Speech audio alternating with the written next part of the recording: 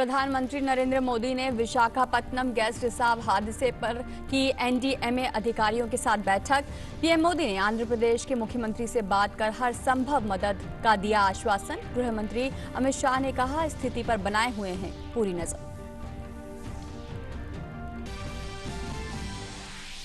विशाखापत्तनम के नजदीक आरआर वेंकटपुरम गांव में एलजी पॉलीमर उद्योग में रासायनिक गैस रिसाव हादसे में अब तक 8 लोगों की हुई मौत। करीब 800 लोगों को सुरक्षित निकाला गया। अस्पताल में करीब 200 लोगों को किया गया भर्ती। विशाखापत्तनम पुलिस ने एलजी पॉलीमर फैक्ट्री के खिलाफ लापरवाही के मामले में एफआईआर दर्ज की।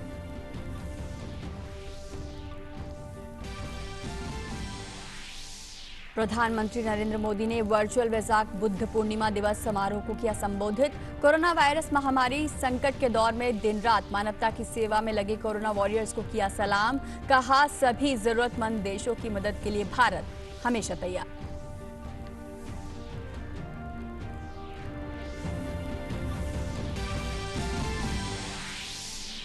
प्रधानमंत्री ने बुद्ध पूर्णिमा की सभी को दी शुभकामनाएं। कहा, भगवान बुद्ध के विचारों का भारतीय सभ्यता और परंपरा को उन्नत बनाने में अहम योगदान। बुद्ध का संदेश प्रत्येक नागरिक की समस्या का हल करने में निभाता है महत्वपूर्ण भूमिका।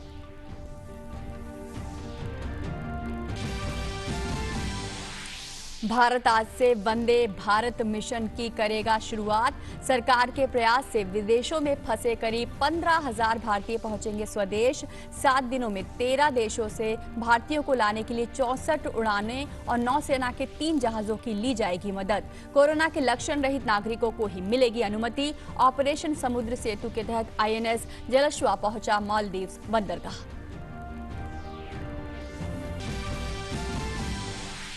देश में कोविड-19 संक्रमण से इलाज के बाद अब तक कुल 15,266 लोग हुए ठीक।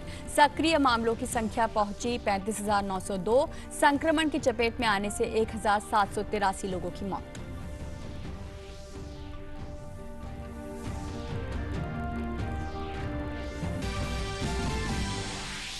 दुनिया भर में कोरोना वायरस के मामले बढ़कर हुए 37 लाख के पार। महामारी की चपेट में आने से 2,63,000 लोगों की हुई मौत।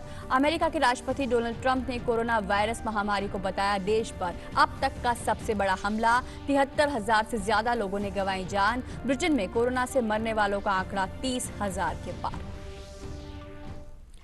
समाचार अब विस्तार से। प्रधानमंत्री नरेंद्र मोदी ने विशाखापत्तनम में हुई रासायनिक गैस रिसाव पर एनडीएमए के साथ बैठक की। पीएम मोदी ने आंध्र प्रदेश के मुख्यमंत्री वाईएस जगनमोहन रेड्डी से विशाखापत्तनम स्थिति पर बात की और केंद्र की तरफ से हर संभव सहायता देने का आश्वासन दिया।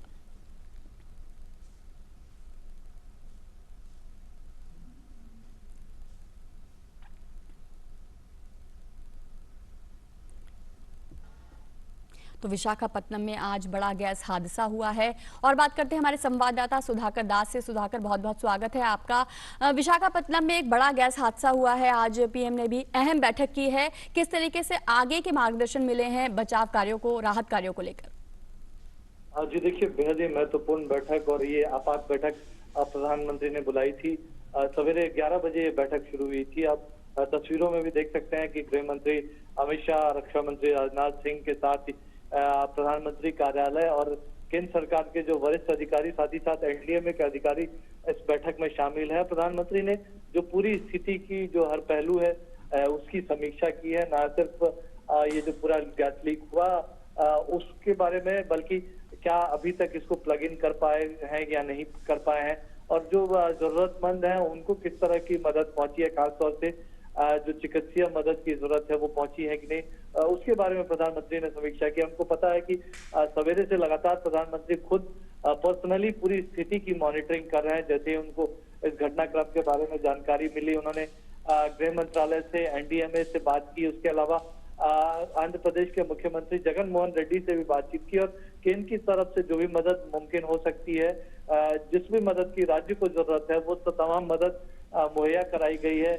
हमको पता है एनडीआरएफ की स्पेशल टीम वहां मौजूद है, उन्होंने रेस्क्यू ऑपरेशन में एसडीआरएफ की मदद की है।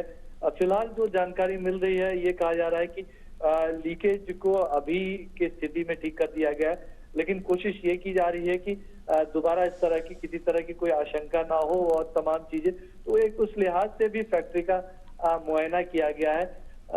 एक अच्छी बात ये थी कि जो ये फैक्ट्री है ग्रामीण इलाके में है, तो अगर शहरी इलाका होता तो और ज्यादा बड़ी तबाही की आशंका हो सकती थी, लेकिन ग्रामीण इलाके में आसपास के जो गांव हैं उनको खाली करा लिया गया और लगभग हर एक बीमार व्यक्ति को अस्पतालों तक पहुंचा दिया गया है।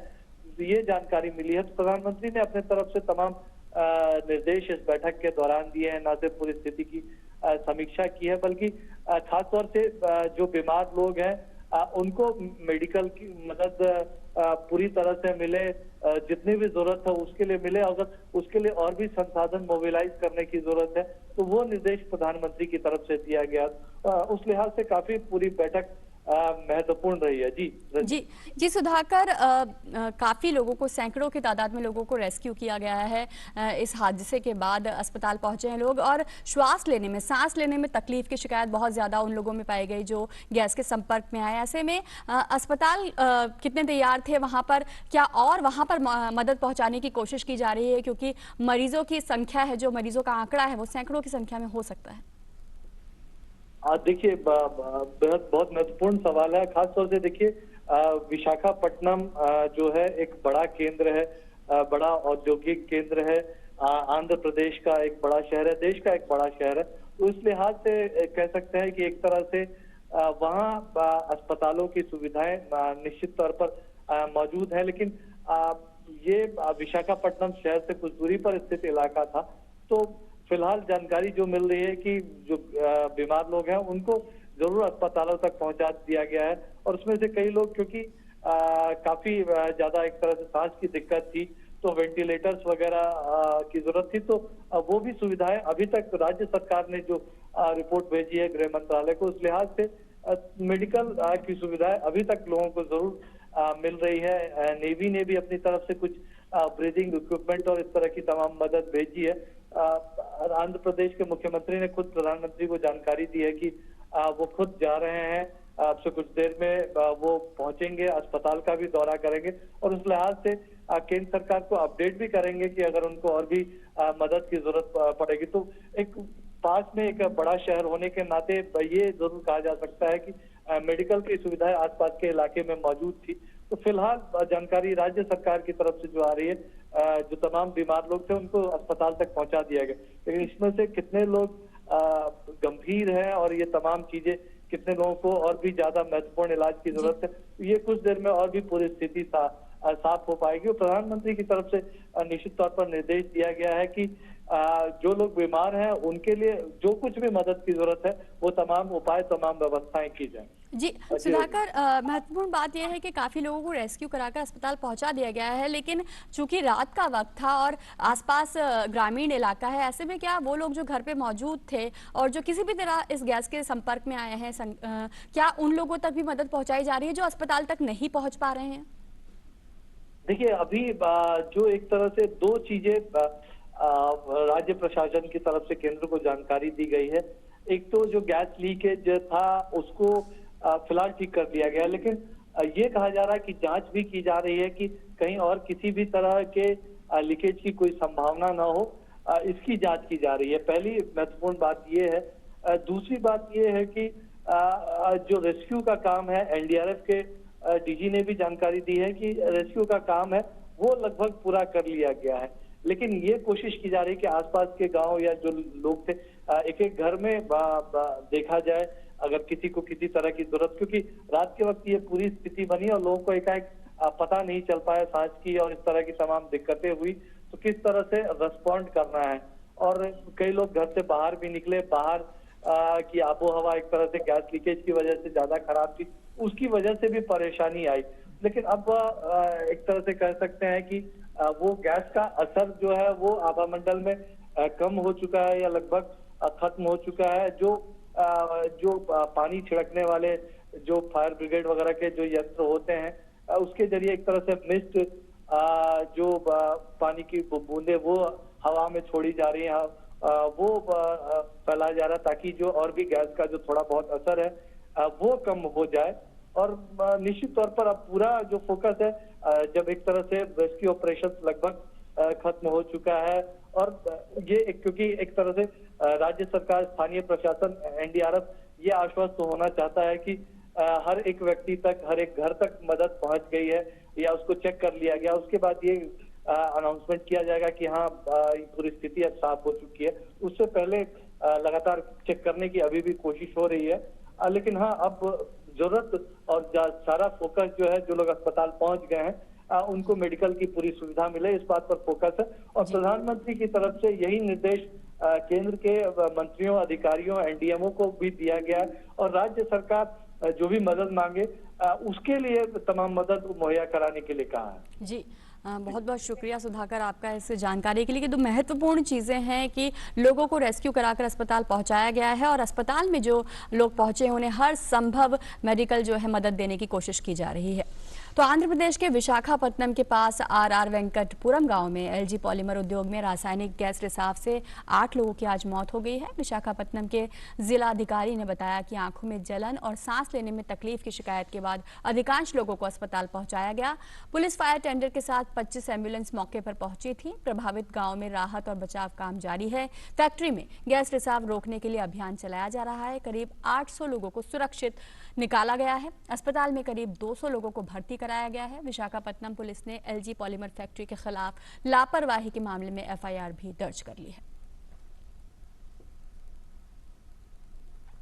और गैस रिसाव मामले में आंध्र प्रदेश के डीजीपी दामोदर गौतम सवांग ने कहा है कि रिसाव पर नियंत्रण पा लिया गया है। हालात फिलहाल ठीक हैं। उन्होंने कहा कि ऐसे हालात में लोगों को ज्यादा से ज्यादा पानी पीना चाहिए। मुख्यमंत्री वाईएस जगनमोहन रेड्डी ने हादसे की जांच के आदेश दे दिए हैं। डीजीपी ने भरोसा दिया है कि जांच के बाद गैस रिसाव के कारणों की जानकारी मिल पाएगी। So this Venkatapuram village is just abetting this factory. So people were rushing out.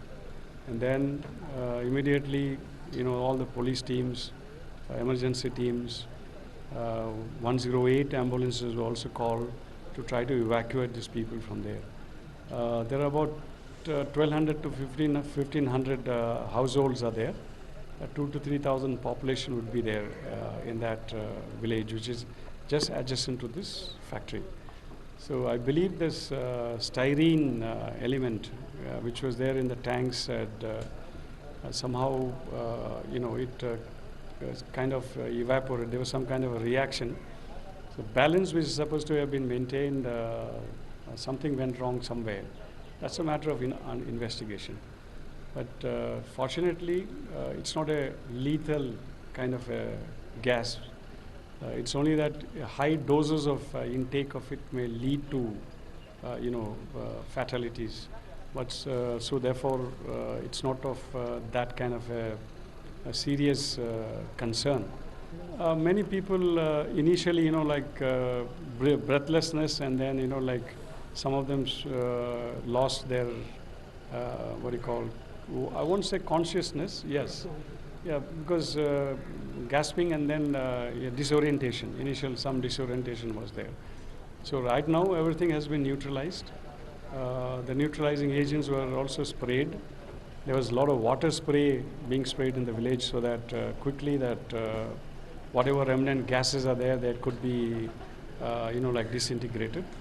One of the antidote is water. So drinking a lot of water, spraying of water, is also one of the antidotes. So as of now, it's all normal. Situation is normal. We will be investigating how did this happen. So our Honorable CM has also ordered for an inquiry. Our teams are already on the ground, but special teams, forensic teams from Vijayawada is also being sent there to investigate that. और इस बीच राज्य सरकार ने इस हादसे के बाद एक हेल्पलाइन नंबर जारी किया है। Helpline number S Prasad Rao DD number है 7997952301 8919239341। आर ब्रह्मा आईपीओ नंबर है 97011 970 और 9। इन नंबर्स पर कॉल कर मदद ली जा सकती है। एक बार फिर आपको ये नंबर बता दें, एस प्रसाद राव डीडी 7997952301, 8919239341 और आर ब्रह्मा IPO 9701197069। तो ये हेल्पलाइन नंबर राज्य सरकार की ओर से जारी किए गए हैं। और राष्ट्रपति रामनाथ कोविंद ने विशाखापट्टनम के पास हुए गैस रिसाव हादसे पर दुख जाहिर किया है। उन्होंने ट्वीट किया है कि मुझे विश्वास है कि प्रशासन जल्द से जल्द स्थिति को नियंत्रण में लाने के लिए हर संभव कोशिश कर रहा है। विशाखापट्टनम के पास एक संयंत्र में गैस रिसाव की खबर से मैं दुखी हूं, जिसने कई लोगों की जान ले ली है। पीड़ित परिवारों के प्रति मेरी संवेदना। मैं घायलों के ठीक होने और सभी की सुरक्षा के लिए प्रार्थना करता हूं। वहीं उपराष्ट्रपति ने भी विशाखापट्टनम गैस रिसाव हादसे पर दुख जताया है। ट्विटर पर उन्होंने पीड़ितों के जल्द स्वस्थ होने की कामना की है।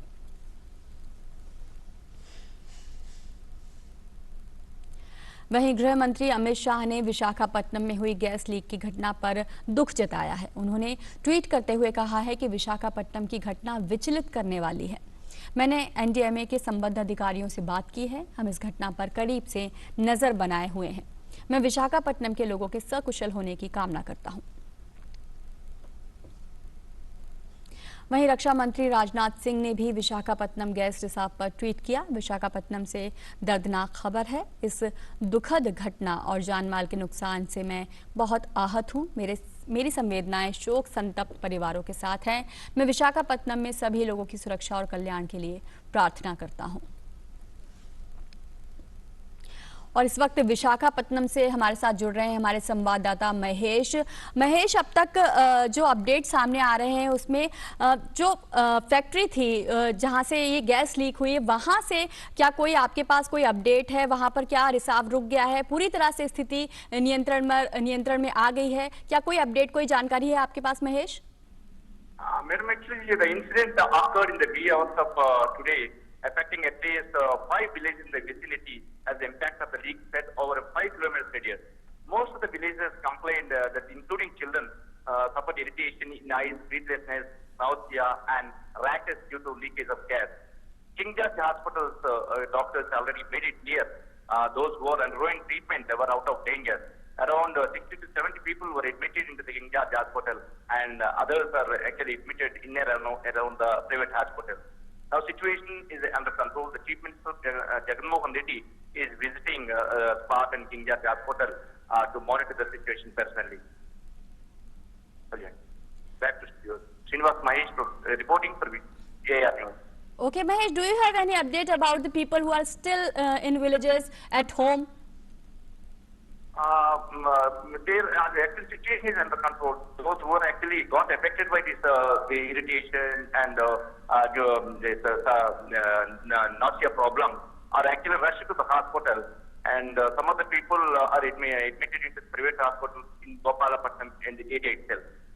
Now the gas is, as per the officials claim, that the district collector Vinay Chand claims that the situation is under control.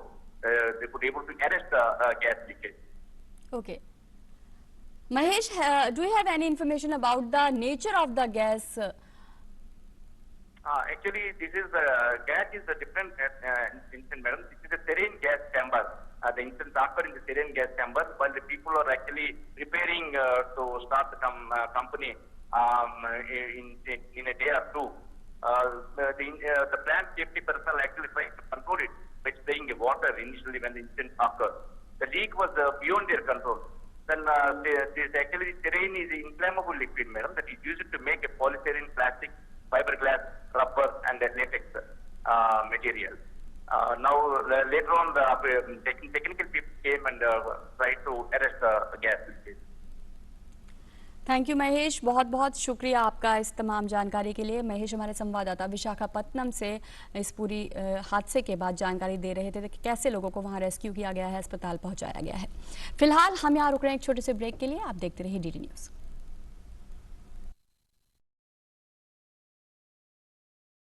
COVID-19 is an infectious disease caused by a new coronavirus introduced to humans for the first time.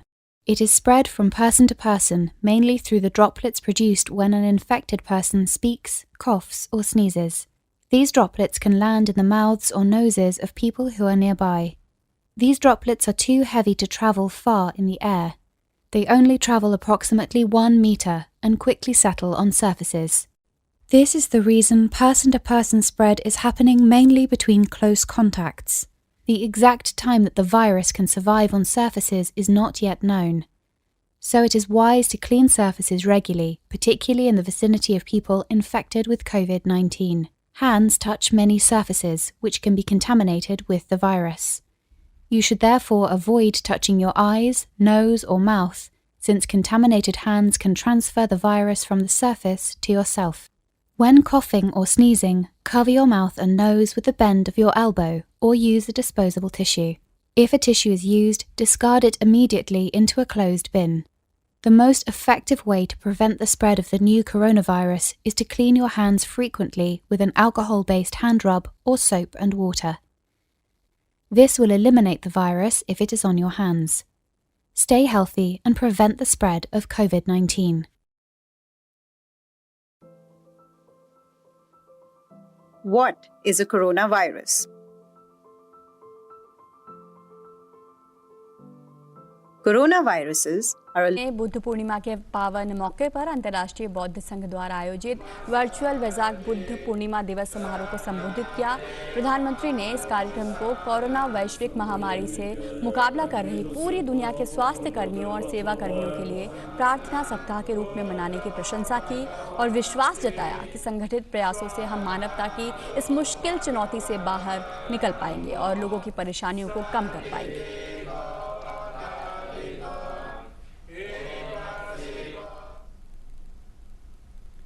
Buddha वो है जो स्वयं को तपाकर, स्वयं को खपाकर, खुद को न्योछावर करके पूरी दुनिया में आनंद फैलाने के लिए समर्पित है।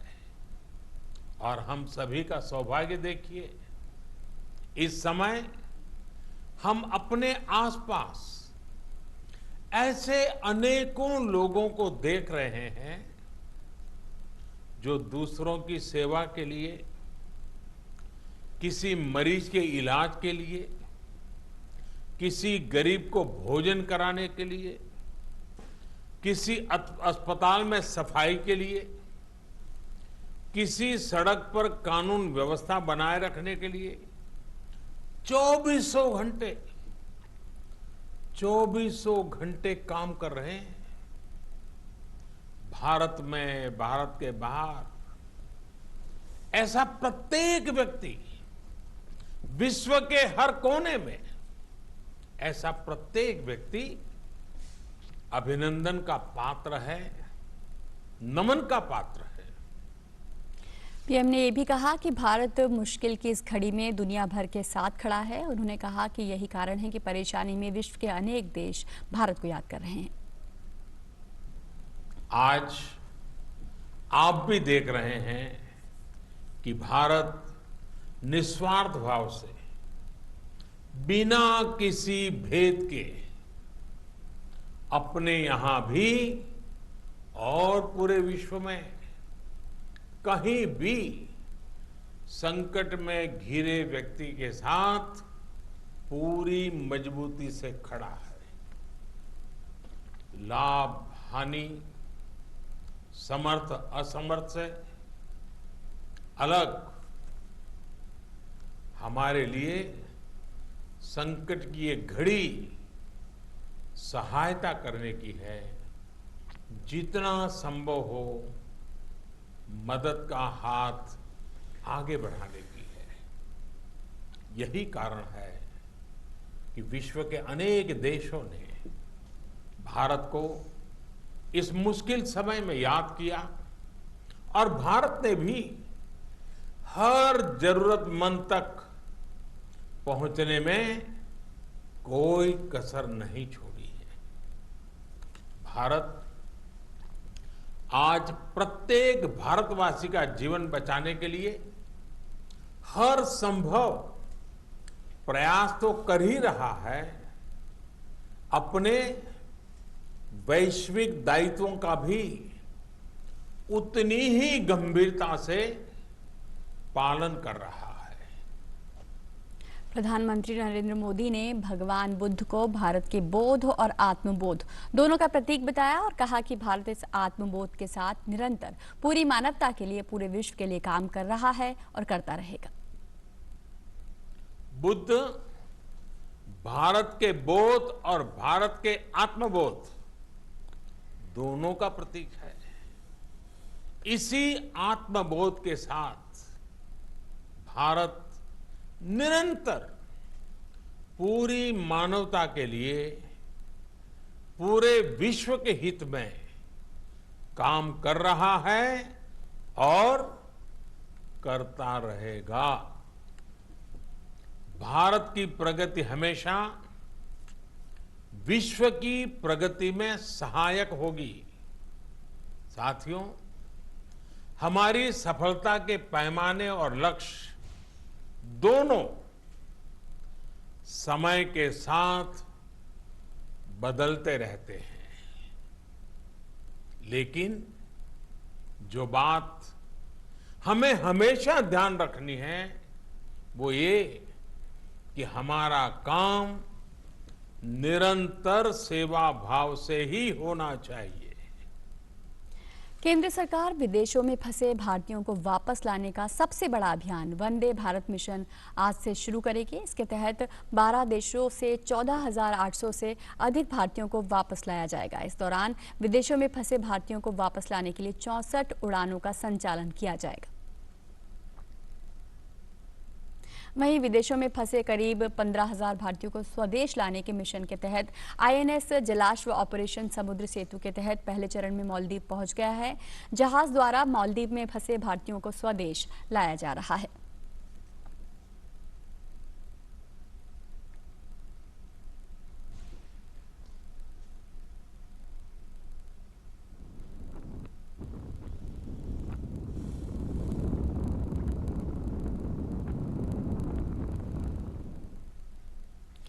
और आइए अब देखते हैं कि भारत में कोरोना वायरस संक्रमण की ताज़ा स्थिति क्या है। देश में कोरोना वायरस संक्रमण के सक्रिय मामलों की संख्या की अगर बात करें तो वो 35,902 पर पहुंच गई है। वहीं उपचार के बाद स्वस्थ हुए मरीज 15,266 हैं। मृतकों की अगर संख्या बात करें तो 1,783 है। वहीं कुल मामलों की संख्या 52,952 है।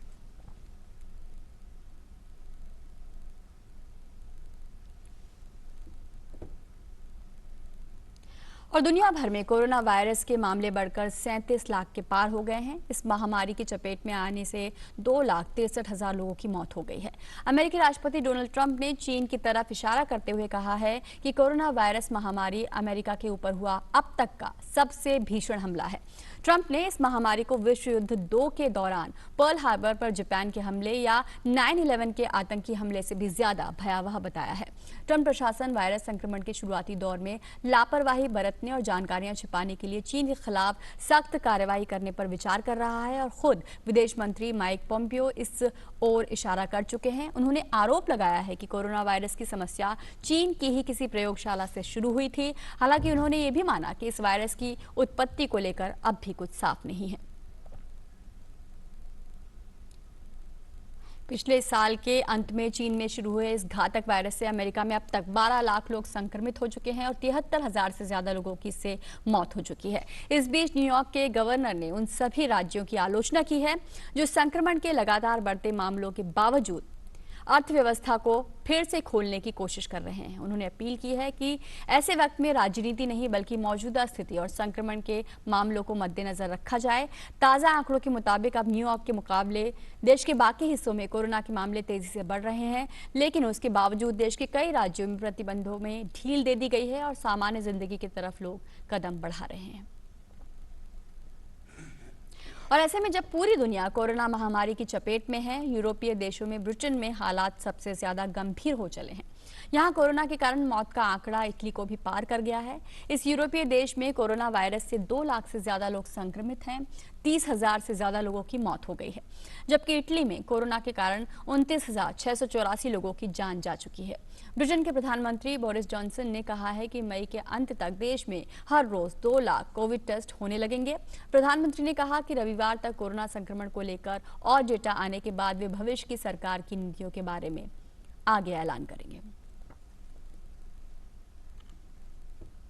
तो इस बुलेटिन में फिलहाल इतना ही। हमें दीजिए आज्ञा। नमस्कार।